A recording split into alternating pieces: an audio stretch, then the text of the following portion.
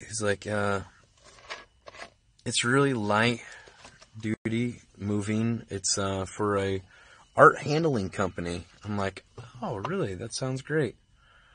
So I get his number. He's like, yeah, hit me up here. We're doing this move at 8 in the morning. So we go, and he's like, oh, so we got to meet up here. And then we're met up in like the middle of nowhere over by Pumps, over on Grand Street in the middle of nowhere in the warehouse district.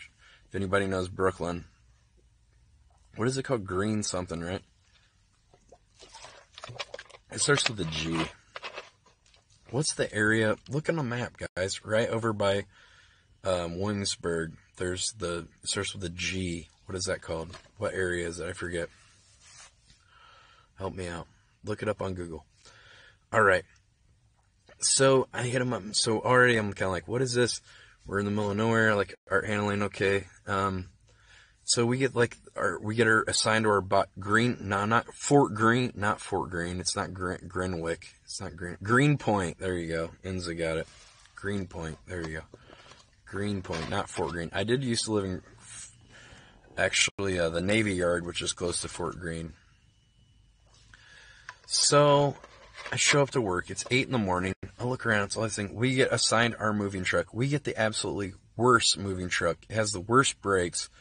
The cushion's all messed up in the driver's seat. This thing has fucking seen hell and back, and somehow it's still on the road, just like my van. Transmission's slipping between first and second, so I gotta feather it. Basically feather it means you put the gas on, then when it's about to switch to second gear, you let up off the gas a little bit on an automatic, so it doesn't like slam into the next gear. That's how bad it was. Like if you left it on, just kept the same power going on, it would be like, and it'd slam into the next gear. So you had to feather it, like let the gas off right when it was about to switch gears, so it would like switch smoothly. So I figured that out. I have to do that with my van now because it's kind of doing the same thing between first and second. I just do it without thinking at this point.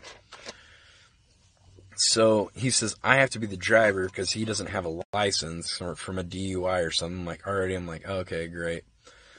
So we drive, we go to this like place over in the West Village, or it's over in the NYU Village actually on McDougal Street. Actually just down the street from Off the Wagon. One of the first place I had a drink, first bar I had a drink at in New York with the MTV boys back in 2015.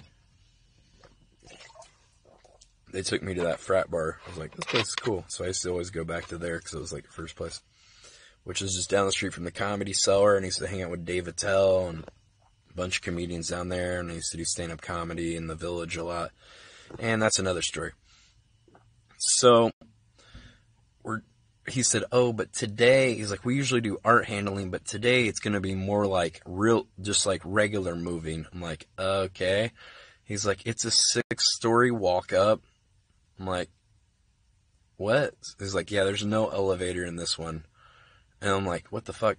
So it's a 6th-floor walk up, just regular moving. He said it was art handling. He's full of shit. We have to climb up 6 stories to get stuff. Freaking take couches. Luckily, we're taking the couch down the stairs, not up the stairs, so it's a little easier because you can use gravity to help you, but it's still fucking dangerous as fuck. If you slip and fall, the couch is going to crush you to death. So we're taking all this stuff and bed frames and mattresses and all this shit down, and he's like, oh, the guy's got a couple posters, it's art handling, ha ha ha. I'm like, this is great. This is not art handling at all. Takes freaking all day. I worked for 13 hours. I think I made $120 for 13 hours. $10 an hour, basically, or a little less, actually. And then I had to take the freaking truck home and then take the bus home after that. So I got home at like midnight or something. Then I had to be back the next day freaking like 6 in the morning or something. It was crazy. We had to wake up at I think I had to be there at like 7 in the morning or something like really crazy. It was really early. I had to be there super early. I remember having to wake up because I remember some nights I would just party and stay up all night and then just show up to work. So the second day we do it, he's like, oh, it's an elevator on this one. There's just like kind of a thing. I was like, oh, great. This is way easier. He's like, yeah, 90% of the ones I do are elevators. I'm like, okay, like, why would I believe you now? Because you said it's the art handling, but it's obviously just basic ass moving. It's just a moving, we're just movers is all we are. We're not fucking art handlers. I mean, oh, we moved the Scarface poster. Oh, okay, I'm an art handler now.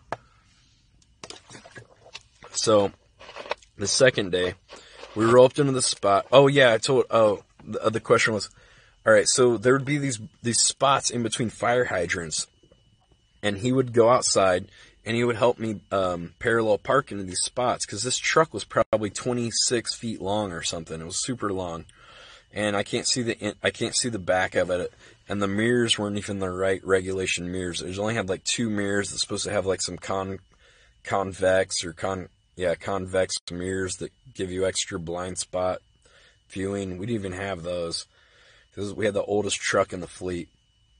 So he's helped me back up. I get into the spot fine. I'm like, dude, this is a fire hydrant. What are we going to do? He's like, I got it. He just takes a moving box, puts it over the fire hydrant. He's like, it's gone now. I'm like, okay. I was like, well, the fucking curb's still painted, but okay. So he's like, I do it all the time. It's all good. I'm like, all right, whatever. So that was the first day. Then the second day, I'm trying to move back, and instead of him getting out, there's a guy that's the superintendent of the building. I think he might have been Puerto Rican or something. He's like, oh, I can help. He's like, oh, I can help you, man. Like, come on, move back. Come on, keep coming. Then I hear crunch, and he's like, whoa, whoa, whoa, whoa, whoa. I'm like, whoa, whoa, because he wasn't watching the right side. Like, I was like coming back, and he could only see from one angle, but he couldn't see the other corner. So when I came back into the car, I completely crunched. This guy's like, whoa, whoa, whoa, you hit something, man. I'm like, what? And he's like, you hit something. I go outside the truck. I'm all mangled up. I got this giant box truck mangled up against this brand new Porsche SUV. I'm like, fuck. I don't even know how much a Porsche SUV is. I think it was like a Porsche Caliente or some shit. I don't know, one of those new Porsche SUVs. I'm guessing over $100,000. I've got this fucking front fender of this thing completely tangled up with the box truck. I can't even get this thing to come on. I start driving forward and it's like scraping and shit more. It's like completely fucked. Then finally I just have to like go. It tears like the bumper off and shit. Cause like what happened was the parking garage was parking all their extra cars out on the streets because they overbooked their parking garage. They sold more spots, so they're parking cars illegally on the street. So that car shouldn't have even been parked there because it was parked there by the parking garage. I'm stressing out because I'm like, oh, is this going to be on my freaking license? Am I going to get points? Am I going to have to pay for this shit? I'm making like $120 a day, working freaking 12 hours, 10 hours a day doing moving and shit. The cops come. I'd been smoking weed. I fucking hide the weed in my socks. I was so fucking nervous. They just talked to my boss guy, the guy that was scamming me, I'm making $120 a day. He's probably making like $400 a day, ripping me off.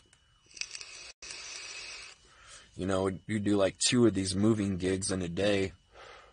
How am I making $120 and driving the truck and driving it home at the end of the night and taking all that responsibility and that risk and the extra time, 2 hours extra a night, to drive. So after that, then I still worked with him for like another week.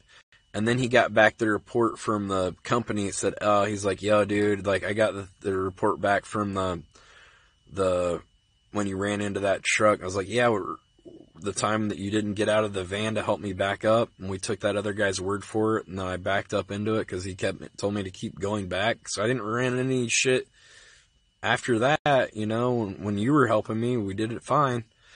He's like, yeah, well, you're going to have to work the next 3 days for free to pay for that because it cost me a bunch of money. And I'm like, yeah. I was like, well, basically, we don't have anything in contract. You don't even have a copy of my license. I quit. Like, I'm done, dude. I'm not working 3 days for free. Are you kidding? Every day I'd go home, I felt like I got beat up in a boxing match, man. Working for a moving company for a week and a half. Oh, my God. I was like, you want me to work 3 days for free? Deuces, I'm out.